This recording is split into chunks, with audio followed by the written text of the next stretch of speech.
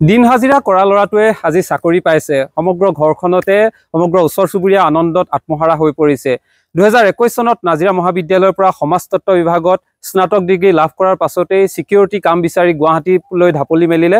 তাৰ পাছতে তাৰ পৰা উভতি আহি গাঁৱতে বিভিন্ন ঠাইত দিন হাজিৰা কৰিবলৈ ধৰিলে আৰু এতিয়া অসম আৰক্ষীৰ কনিষ্টবলৰ চাকৰিত UB পদত তেখেতে নিযুক্তি লাভ কৰিছে আৰু ইয়াৰ পাছতে এতিয়া আনন্দৰ বন্যা বৰিছে।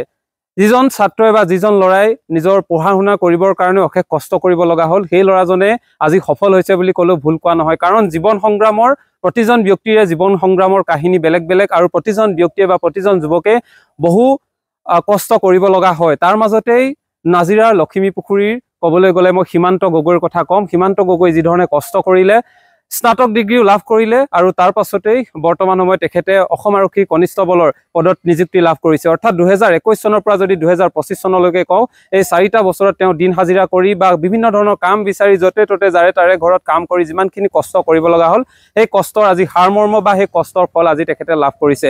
আৰু তেখেতৰ আজি পৰিয়ালবৰ্গ আছে, তেখেতৰ দেউতাক আছে, সকলোৰে মনত আনন্দ আছে। মই দেউতাক আছে, প্ৰথমে দেউতাকৰ ওচৰলৈ যাম। কি ক'ব, কেনেকুৱা লাগিছিলে আপোনাৰ মনটো? মনটো মানে এনেকুৱা ধৰণৰ,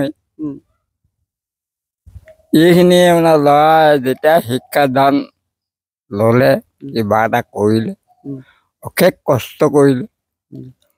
আজি 4-5 বছৰ ধৰি লওক ঘৰে ঘৰে দৈনন্দিন হাজিৰা কৰিবলগীয়া হৈছে। তাৰপিছতো এই যে মানে উপভোগ কৰিছোঁ, ভাল লাগিছে মনটো নিজকে মানে আনন্দ লাগিছে আৰু সুখী হৈছোঁ। ভগৱানটো তেনেকৈ মানে আশীৰ্বাদ কৰক, সেইটো কাৰণে মই সুখী। ঠিক আছে, ধন্যবাদ জনাইছোঁ। মই সীমান্ত ওচৰলৈ যাম। এয়া হৈছে সীমান্ত। আৰু কি ক'বা? প্ৰথমে তোমাক শুভেচ্ছা জনাইছোঁ। আৰু কি ক'বা? ধন্যবাদ জনাব। আজি সঁচাকৈ বহুত এটা ভাল দিন মোৰ বাবে। বহুত কষ্টৰ মাজত আজি এই দিনটো মই পাবলৈ সক্ষম হৈছোঁ। মই বহুত সৰুৰ পৰাই, আমিতো সৰুতে মাৰ খেৰুৱালোঁ।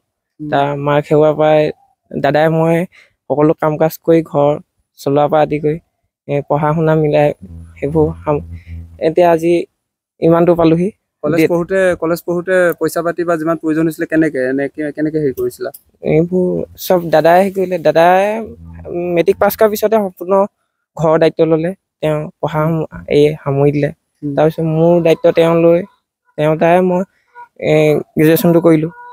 তাৰপিছত কলেজৰ পৰা ওলাই আহি তাৰপিছত নিজৰ হেৰি কৰিবৰ বাবে এই ওচৰে পাজৰে বিভিন্ন ধৰণৰ কাম কাজ কৰোঁ।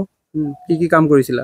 এই ওচৰতে ধৰা পকা কাম, কিবা কাৰোবাৰ বালি ভৰোৱা, শিল ভৰোৱা, তেনেকুৱা ধোৱা, কাৰোবাৰ পানী ফিল্টাৰ টেংকি চফা কৰা, তেনেকুৱা ধৰণৰ কিছুমান কাম কৰোঁ।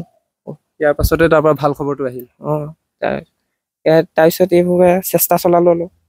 বহুত কষ্টৰ মাজত এইটো আজি পাবলৈ সক্ষম হৈছে। এতিয়া মনটো কেনেকুৱা লাগিছে? বহুত বহুত বহুত বেছি ভাল, বহুত মই আজি সুখী হওঁ। ঠিক আছে, ধন্যবাদ জনাইছোঁ। আৰু ওচৰত বৰমাক আছে, কি ক'ব? ল'ৰাটো বৰ কষ্টৰ পঢ়ালোঁ, মাক সৰুতে ঢুকালে। এতিয়া এই চাকৰি কৰা হোৱাৰ কাৰণে মনটো ভাল লাগিছে। ভগৱানে চকু মেলি চাইছে। মোৰ বৰ বেছি কথা কোৱা নাই। ঠিক আছে, এয়াই আচলতে আনন্দৰ বন্যা। আপুনি কি ক'ব, কেনেকুৱা লাগিছে? মোৰ বহুত ভাল, ইমান কষ্ট কৰি যে ল'ৰাটোৱে যে সাৰ্থক হৈছে, বহুত ধন্যবাদ জনাইছোঁ। ঠিক আছে, আমি ধন্যবাদ জনাইছোঁ। আৰু এটা কথা মই ক'ব লাগিব, ইয়াত কোনো দৰিদ্ৰ পৰিয়াল বা ধনী পৰিয়ালৰ কোনো কথা নাই। যাৰ যোগ্যতা আছে, যি যোগ্য ভোগ্য বসুন্ধৰা বুলি এষাৰ আছে, যি যোগ্যতাৰ খাতিৰত, যোগ্যতাৰ বলত আচলতে পাবলৈ সক্ষম হৈছে।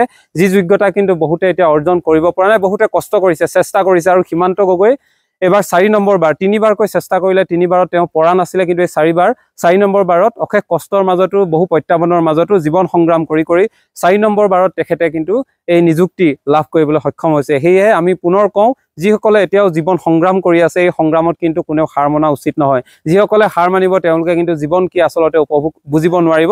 আৰু যিসকলে হাৰিও জিকিবলৈ চেষ্টা কৰিছে, তেওঁলোকে আচলতে উপলব্ধি কৰিছে এয়াই হৈছে আচলতে প্ৰকৃত জীৱন। আৰু জীৱনৰ সুখ দুখ এইখিনিতে বুজিব পৰা যায়। আজি সীমান্তই এটা সময়ত কষ্ট কৰিছিলে, কান্দিছিলে, কিমান কষ্টত জীৱন সংগ্ৰাম কৰিব লগা হৈছে, আজি ভাল খবৰ শুনি তেখেতৰ মুখত হাঁহি বিৰিঙিছে। অৰ্থাৎ এয়াই জীৱনৰ সংজ্ঞা। আৰু যদি আমি জীৱনৰ সংজ্ঞা কাৰোবাক প্ৰশ্ন কৰোঁ, তেনেহ'লে উত্তৰ কিন্তু এইবোৰেই। আৰু যদি আপোনালোকৰ ভাল লাগিছে এই প্ৰতিবেদন, তেনেহ'লে আপোনালোকে লাইক, শ্বেয়াৰ, কমেণ্ট কৰিব বুলি আশা কৰিলোঁ। ধন্যবাদ।